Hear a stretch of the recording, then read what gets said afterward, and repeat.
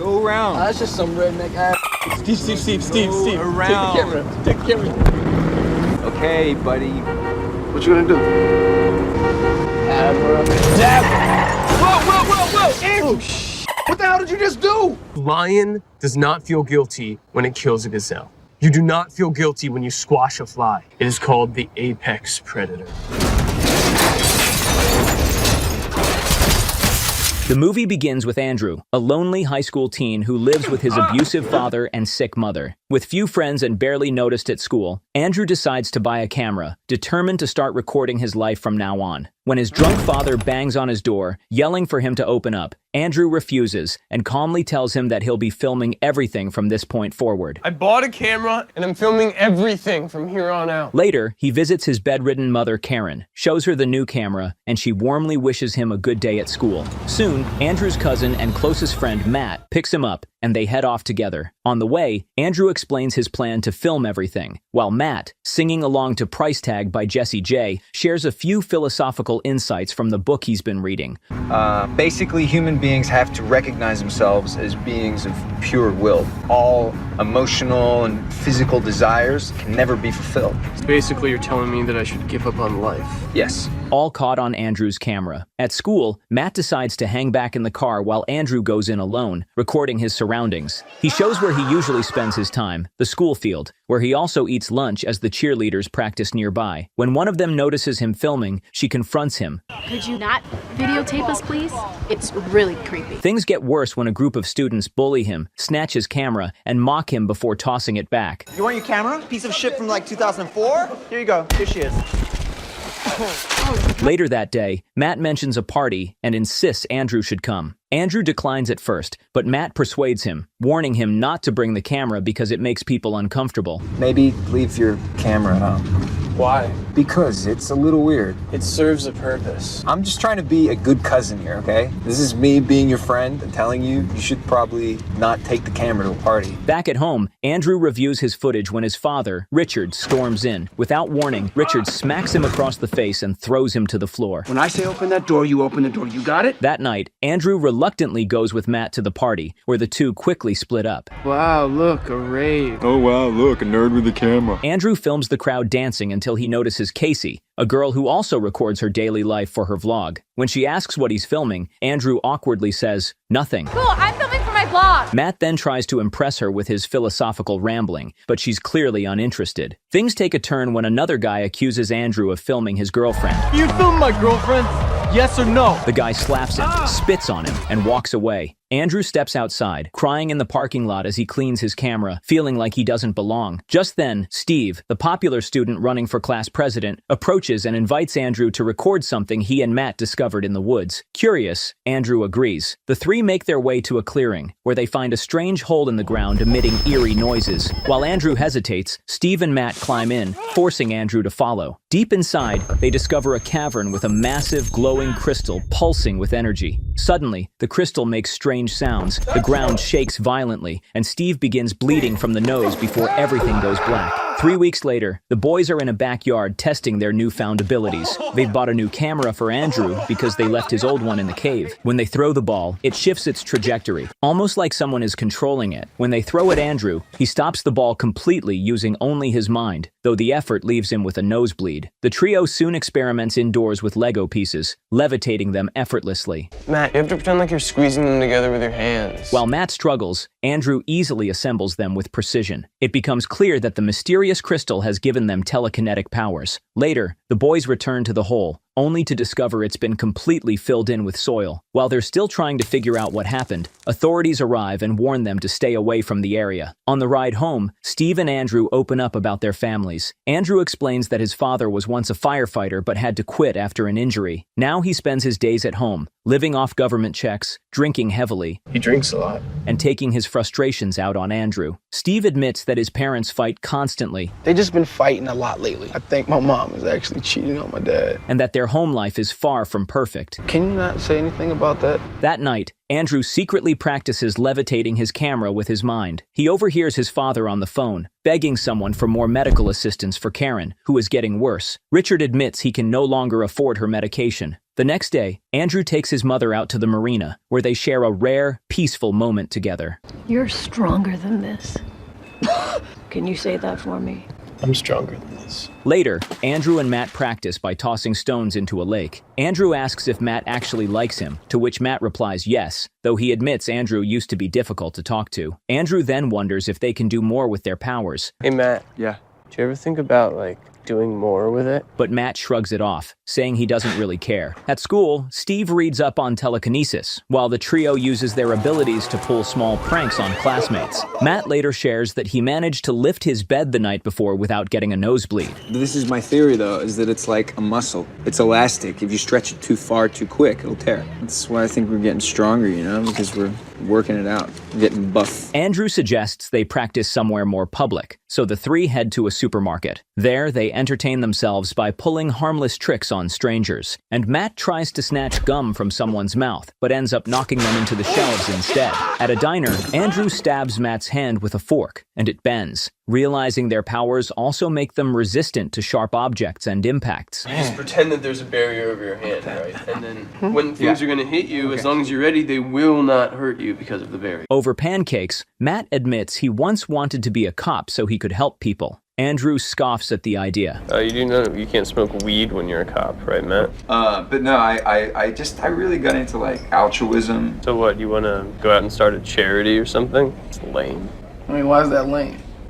I don't know. He then shows off by creating an image of the Virgin Mary on his plate, startling a waitress for fun. In the parking lot, Steve takes things further by moving a woman's car into another spot. His friends are impressed, noting it's probably the heaviest thing any of them has lifted so far. Though his nose bleeds, Steve insists he's fine. I'm having a face period. Oh, man. When the woman returns, baffled at how her car moved, the boys laugh hysterically. On their drive home, a pickup truck tailgates them, honking to make them speed up. Andrew loses his cool and decides to nudge the truck with his powers, but he overdoes it. The truck swerves violently off the road and crashes into a river. Steve immediately dives in and rescues the driver, while Matt calls the police, despite Andrew begging him not to. Soon, authorities arrive and help the man. Later, Steve is shaken by what happened, and Matt confronts Andrew. Furious, he scolds him for nearly killing someone and putting an innocent man in the hospital. Matt warns that their powers are getting stronger and harder to control. To keep things safe, he insists they establish rules. Never use their powers on living beings. Never use them when angry, and never use them in public or reveal them to anyone. The next day, Matt and Andrew drive out to meet Steve. On the way, Matt admits he's no longer angry about the accident, but warns Andrew that they need to think before they act. When they arrive at a landfill, they find Steve floating high above the ground. He urges them to give it a try. Matt goes first, but struggles, crashing face first several times. Eating dirt, Get behind me, you're in my way. What do you mean I was in your way? Andrew steps up and, to everyone's surprise, gets it right on his first attempt. Soon, all three manage to lift off, mastering the art of flight. They soar across the sky at incredible speeds, even tossing a football back and forth in midair. Suddenly, a plane zooms past, knocking Steve off balance. He loses control and plummets toward the ground. Andrew swoops in, grabs him, and slows their fall just before impact. Both land safely, and Steve, overjoyed, celebrates Andrew as his hero. Matt joins in, and the three laugh and cheer together, thrilled to discover they can truly fly.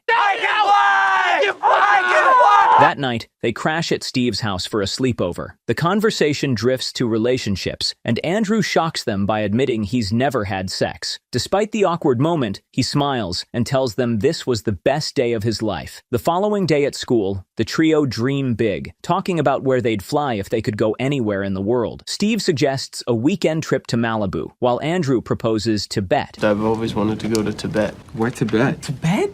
Yeah, it seems really beautiful, Drawn to its beauty and the monks he admires for their discipline and rumored ability to levitate. And the monks have achieved such a high level of enlightenment that they can, float and shit, so we would fit right in. We could really mess with their heads as well. On the way home, Matt excuses himself to celebrate his mom's birthday and flies off. Later, Matt visits Casey at her home to hand her a donation for drought relief in the Central African Republic, something she mentioned on her vlog. Do you mind if I film you? A little bit. I don't really like being on camera. It turns out they were a couple back in the day, but Matt acted like he was too smart for her, and that's why they broke up. She hands it back to him, telling him he should mail it himself, then bluntly asks why he suddenly cares about people and world issues when he used to keep to himself. Matt admits he's changed, and now has a deeper understanding of others. He hints that he'd like to spend time with her, but Casey simply closes the door. Meanwhile, Andrew and Steve sit on a rooftop chatting. Steve watches in amazement as Andrew skillfully moves his camera around with his powers. I can't do stuff that requires finesse. I tried to type my name out yesterday and I cracked my keyboard in half. No, dude, it's really easy. You think that you're holding it. They open up about their families. Steve explains how distant his mom has grown and how his dad never listens, while Andrew confesses he's been lonely most of his life, barely even hanging out with Matt before all this. Wanting to help, Steve suggests they enter the school talent show. He promises to guide Andrew through it, saying it'll be a great way to meet people and finally step out of the shadows. On the day of the talent show, Andrew dresses up and shows his mom, You look handsome.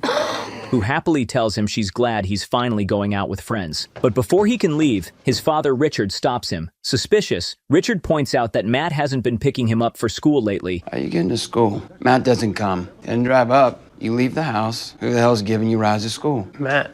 All right. You know what? You're lying. Convinced Andrew is hiding something, Richard vows to find out. At the talent show, Matt films the event while Casey, also recording for her vlog, approaches him. She teases him, saying it's strange to see him behind a camera. Matt laughs, then points her attention to the stage. Steve bursts out to hype up the crowd, then proudly introduces Andrew. Andrew steps into the spotlight, and together they perform a jaw-dropping magic act. First, Andrew drops a pack of cards only to summon them back into his hand without touching them. Then he juggles several balls before levitating them mid-air. And finally, he walks across a tightrope while juggling. The performance wows the audience, who erupt into cheers and applause. For the first time, Andrew basks in admiration and attention. After the show, the boys head to a party where Andrew becomes the center of attention. Students greet him, chant his name, and shower him with praise. Relishing the moment, Andrew meets a pink-haired girl, and they hit it off right away. Soon, he's dominating a game of beer pong to loud cheers. The girl kisses him, and before long, they slip upstairs together. Meanwhile, Matt, still filming, asks Steve where Andrew went. Steve chuckles, saying Andrew's upstairs, becoming a man. Hey, Andrew, I hope you're seeing this. Congratulations, sir. And I want you to know I love you. I was really worried about you before all this, you know? But dude, things are gonna get so much better for you now. I really, really feel that. Casey then finds Matt and invites him to leave the party with her. Now holding the camera, Steve heads upstairs, joking about Andrew finally having his big moment. But just as he reaches the door, the pink-haired girl storms out in disgust, covered in vomit. Andrew had accidentally thrown up on her mid-intimacy. Drew, it's okay, man. Don't worry about it. Look, it happens to the best of us, okay? Steve bursts into laughter. No, Stop cool, laughing. Man. What are you talking about? It's cool, man. It's cool. No, it's not cool, Steve. Stop. Dude, what's your problem? You think this is funny? No, I'm not laughing. Get out! The next day, Andrew plays with a spider, levitating it in the air before cruelly ripping it apart piece by piece. Later, while Andrew tends to his mother, Richard rummages through his room and finds the camera. Enraged, he confronts Andrew about wasting money on a camera while Karen desperately needs medication. Hoarding a $500 camera while your mom dies in there? I mean, how selfish can you be? You're running around this town, spending my money. Look at me when I'm talking to you! I didn't spend any of your money, Richard. I don't have a dime to spend. I went through your camera. What did you see? Just you being a loser. You think that those people are your friends? They're not. You're an embarrassment. But this time Andrew snaps, calling him an idiot. Furious, Richard attacks, pinning Andrew down. In a sudden outburst, Andrew uses his powers to reverse the situation. Andrew coldly warns that he could crush him if he wanted to, before hurling him to the floor. He records Richard writhing in pain. Meanwhile, Matt is hanging out with Casey when his nose suddenly starts bleeding, even though he hasn't used his powers. There's clearly some mysterious bond connecting the three of them. Concerned, Casey asks if he's okay, but Matt brushes it off. Elsewhere, Andrew hovers in the middle of a thunderstorm, sobbing. Steve eventually tracks him down. How did you find me? I don't know, man. My nose is bleeding and I heard your voice or something like that. He urges Andrew to calm down, come back to the ground, and trust that everything will be all right. But Andrew, overwhelmed and furious, screams at Steve to leave him alone. Will you stop acting like you give a shit? Why are you talking to me like this? I'm your best friend. I don't have any friends! In a terrifying instant, a bolt of lightning strikes Steve, sending him crashing to the ground. The next scene shows Andrew filming a funeral. Matt, Casey, and their classmates are present. It's Steve's funeral. As the service proceeds, Matt casts Andrew a cold, accusing glare. Afterward, he confronts Andrew, demanding to know what really happened. How do you get struck by lightning during a storm with no recorded lightning strikes? And they found Steve out in the middle of a field. Why would Steve go out in the middle of a field during a lightning storm, Andrew? I don't know. Why? I don't know what happened, Matt! I don't believe you, okay? When Matt demands he turn off the camera, Andrew refuses, sparking a scuffle. Rather than continue the confrontation, Andrew flies away, distancing himself even further. The next day, Andrew visits Steve's grave and apologizes for what happened. Please believe me, Steve. Please, it's just, I don't know what I did. I lost control. And I'm so sorry. From there, he goes back to the pit where they first discovered their powers, only to find it overgrown with grass and strange circular patterns forming around it. At school the following day, Andrew becomes the center of ridicule. Students mock him for vomiting on the pink-haired girl at the party. His bully takes it further by mimicking the moment. Consumed by anger, he confronts the bully and uses his powers to rip several teeth straight from his mouth.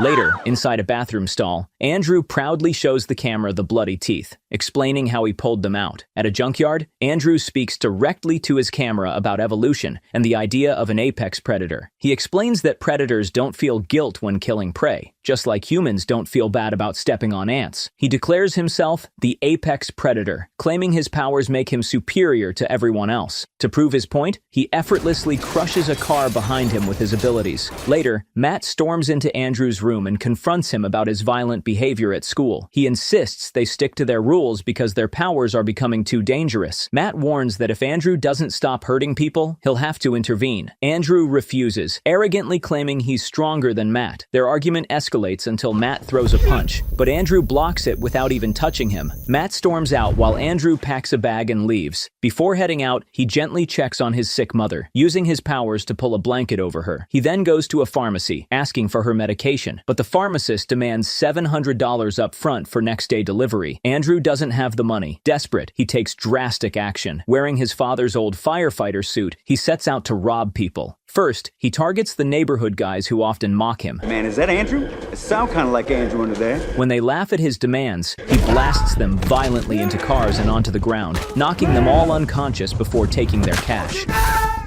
But after counting it, he realizes it isn't enough. Next, he robs a gas station, slamming the cashier into a wall and emptying the register. As he leaves, the cashier chases him with a shotgun. Andrew disarms him with his powers, but the gun fires into a gasoline tank, causing a massive explosion, leaving Andrew badly injured and unconscious. Andrew is rushed to the hospital, his body covered in bandages. His father, Richard, arrives and breaks down in tears. Through sobs, he tells Andrew that his mother has died. Grief quickly turns to rage as Richard blames Andrew for her death. She died last night while I was out looking for you. If I just could have been there for her. You know, I was always there for her when you're out screwing around. And this one time, she needed me, and you took me away. I want you to apologize to me. I know you can hear me, so I want you to sit up right now and apologize to me. This is your fault! His yelling growing louder and louder until Andrew suddenly wakes, grabs his hand, and unleashes a powerful blast that blows a hole straight through the hospital room. Matt is at a birthday party when his nose suddenly starts to bleed. He immediately senses something is wrong with Andrew. How can you not hear that? I don't hear anything. Something's wrong with Andrew. His suspicion is confirmed when he sees a breaking news report about an explosion at the hospital where Andrew was admitted. Without hesitation, Matt grabs Casey's car and races to the scene with her. When they arrive, he spots Andrew holding his father high in the air before letting him fall. Matt swoops in just in time, catching Richard mid-air in front of shocked onlookers. How did you do that? Andrew then takes off, and Matt quickly gets back into the car with Casey to give chase. The chaos escalates when Andrew causes a helicopter to crash. He lifts both the car and its passengers high into the air. Grabbing Matt, Andrew releases the car with Casey still inside. Matt immediately dives after her, pulling her from the car just before it crashes, and flies her to safety. You have to stay here, okay? Matt! He then returns to confront Andrew. By now, people are recording everything on their phones while police scramble to contain the unfolding disaster. Matt flies up to Andrew and tries to reason with him, begging him to stop. But Andrew, consumed by rage, declares it's too late. He calls Matt and everyone else weak, insisting he's been mistreated all his life. It's over! God, you treated me like shit! You left me alone. Andrew, you're not alone up here. We can stop this right now, you and me. Andrew, we can just fly away. We can get out of here. We can be family. Andrew, look at yourself. This isn't who you are. What? I'm an apex predator. In his fury, he hurls a bus straight at Matt, sending it crashing into a building. The battle intensifies as the two smash through buildings, roads, and apartments, trading blows and hurling vehicles at each other. Andrew shows no concern for the innocent people caught in the crossfire. At one point, he crashes into a power pole and is briefly knocked unconscious. But as Matt rushes over, police surround them. Matt begs the officers not to shoot, but one fires and wounds him in the hand. Andrew wakes and retaliates by blasting all the officers away before launching back into the sky to continue the fight. Their clash finally descends into a crowded plaza, where police surround them again. Matt makes one last desperate attempt to reach his cousin, pleading with him to stop before more people get hurt. But Andrew is far gone, screaming as his powers erupt, shaking the surrounding buildings and shattering windows. The police open fire, but Andrew freezes the bullets mid-air and then blasts them away effortlessly. Realizing there's no way to save him, Matt understands he must make the ultimate choice. Behind Andrew stands a statue holding a large steel spear. Using his telekinesis, Matt launches it straight into Andrew's body, impaling him. The entire plaza falls silent as Andrew hangs lifeless in the air. As the police approach, Matt takes off into the sky before they can capture him. Time passes, and Matt is seen flying across vast landscapes, over oceans, deserts, and snowy mountaintops. Eventually, he records a video tribute to Andrew. In it, he apologizes to his cousin and says he hopes Andrew can understand his choice. He promises to uncover the truth about the pit where they gained their powers. Turning the camera toward a Tibetan monastery, I've always wanted to go to Tibet. You made it. he points out its beauty. With one final goodbye to Andrew, Matt shuts off the camera and walks away.